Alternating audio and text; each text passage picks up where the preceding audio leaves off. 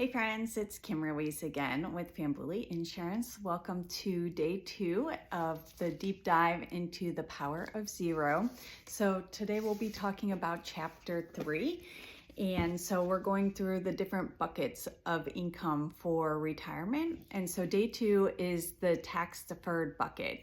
So the interesting thing, so I have my notes here so I don't forget, is this is the one that we're most familiar with. So the tax deferred bucket is usually those investments that we have contributions that we make to that are tax deferred. So we get a deduction now to pay the tax later on. So what falls into this bucket? So these are your 401ks, IRAs, your SEPs, and your 403b, among other things. And so what do all of these have in common? So like I said, right now they're tax deductible now, any contribution.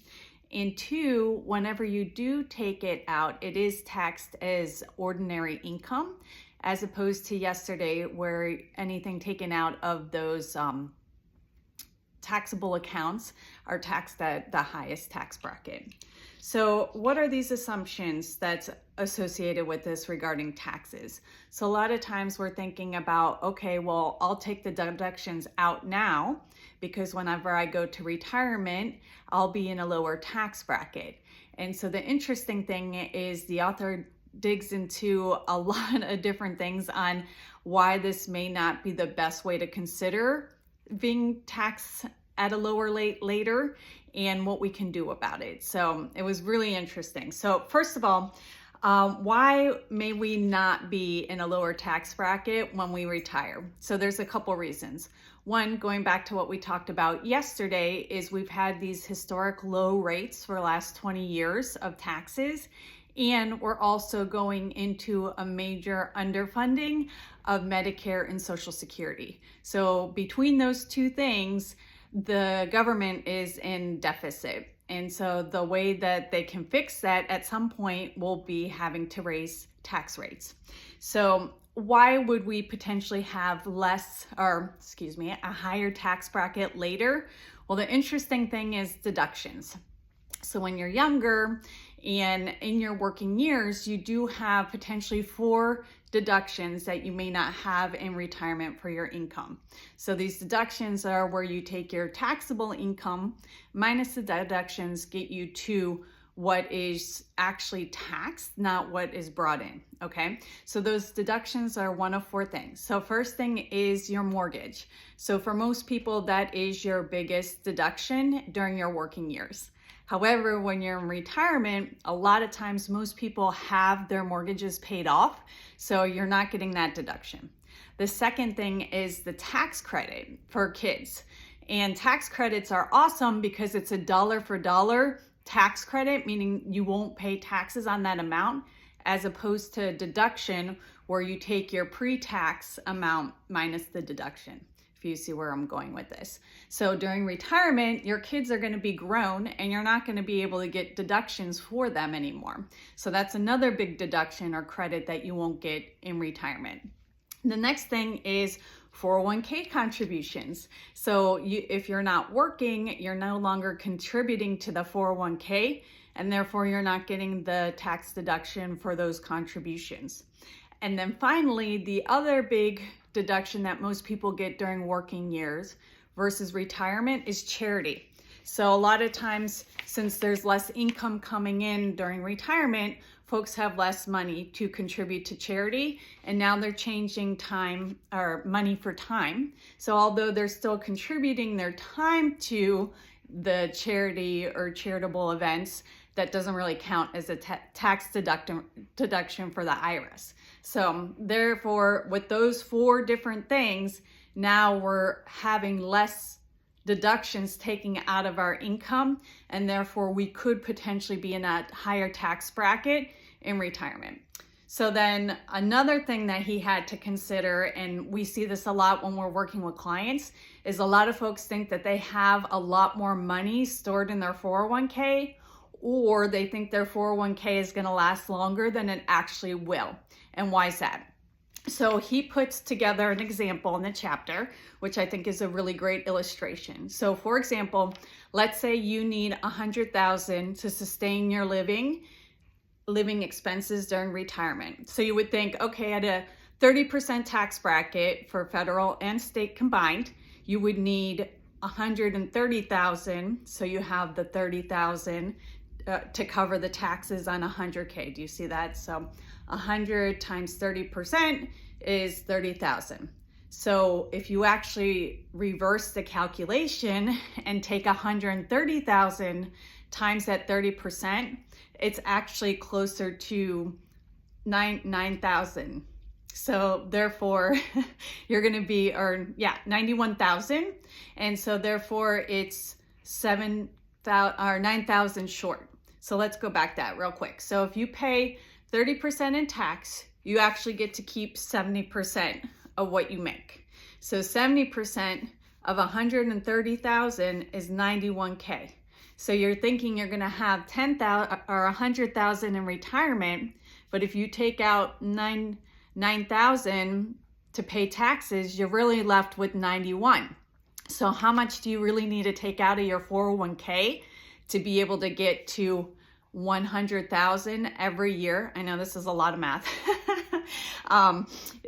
So the calculation, the way it works is you actually take your goal, which is 100,000, and you divide it by what you actually get to keep. So that would be 1 minus 30%, which is 70%. So you would take 100,000 divided by 70% that you get to keep, and it's actually 142,857 is how much you have to take out. So most people are thinking maybe I'll take out 100,000 and then they forget about the taxes, or they take out 130 to account for the taxes, but they're actually 12,000, almost 13,000 short of what they actually need to be able to live off 100,000 in retirement. So taxes are a huge part of the consideration.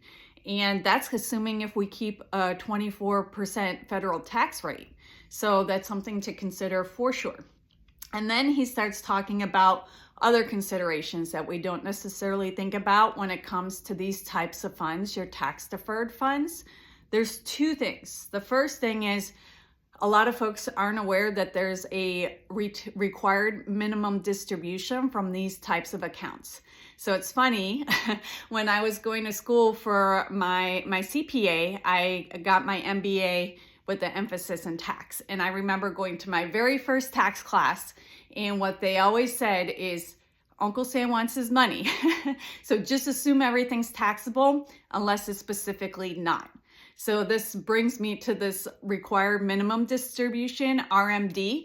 So the thing is Uncle Sam wants his tax at some point. So if you've already gotten the deduction during your working years, they want to make sure they're getting taxed on that while you're in retirement. So what does that mean? So to consider, in addition to everything else we talked about for these accounts, the first thing is the RMDs. So if you don't take out enough money during retirement for these RMDs, then you can get hit with an extra penalty of 50%. 50%, that's crazy. So 50% plus the tax on top of it. So 50% penalty plus the 24% federal tax plus the potential average 6% state tax. We're talking about 80% of your retirement is taken out to go to Uncle Sam because you didn't take out enough during retirement. Now, don't worry, this doesn't start at retirement age. We have to look at it later on. So next year, it's going to be 73 years old. And at the time of the book was written, it was 70 and a half. So the ages are probably going to go up over time because people are lasting longer. But in theory, just make sure you keep it in the back of your mind that you have to start taking them out at some point.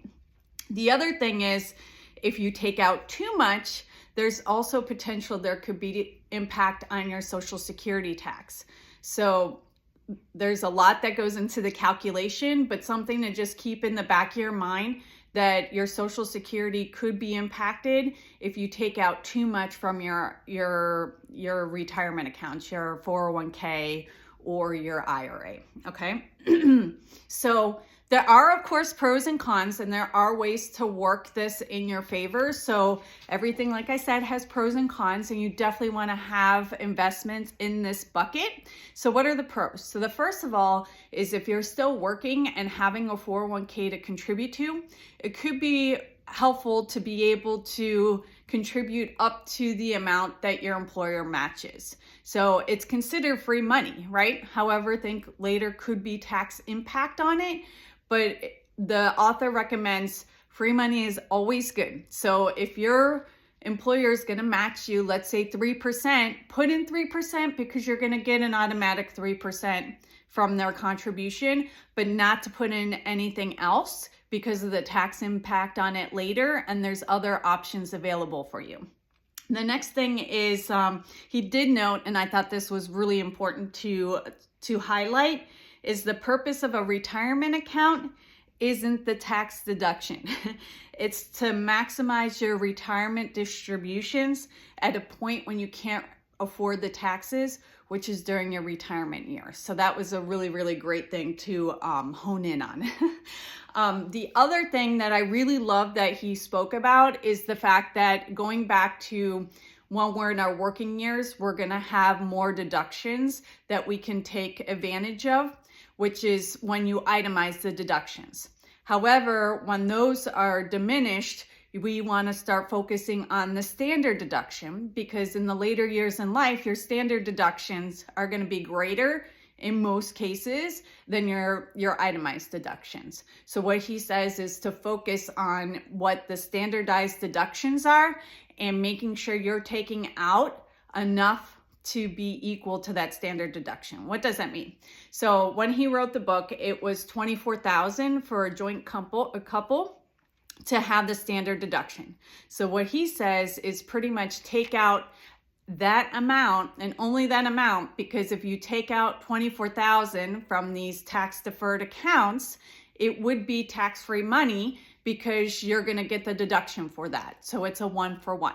So for example, if you take out less than that, so if you end up having, let's say, $20,000 that you take out from your IRA, you actually have an additional $4,000 that you can use somewhere else. So it's something to be super, super cognizant of. So what he says is that in order to get to that 0% tax bracket, just know what your required RMDs are and make sure they are less than the standard deduction. And how do you do that? He said to determine it, you want to calculate the number of years you have to retirement, the amount of contributions you're taking, your employer match, and the rate of growth on your investments. So it sounds like a lot, but it is something that's worth looking at to get to that zero tax bracket. And I am excited because he did talk about how can we move around some of the funds to get to that 0% tax bracket now. So then by the time you get to your RMDs, you're not going to get hit with as much taxes. So that's all I have for today. Look forward to talking to you tomorrow. Bye.